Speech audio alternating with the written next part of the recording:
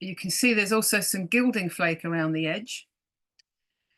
So this is the kind of gilding flake that I use.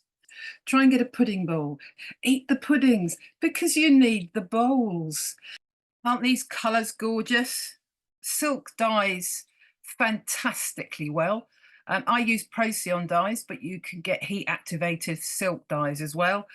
And then you'll find that there's probably 4 or 5 different layers.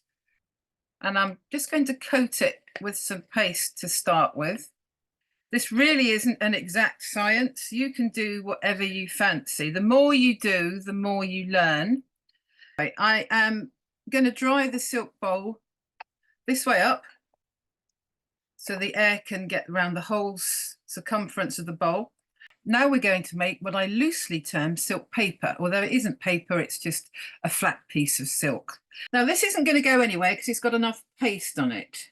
So this can be, is this firm enough now to go through your sewing machine? You can stitch into it, you can cut it up, you can tear it up, you can piece it.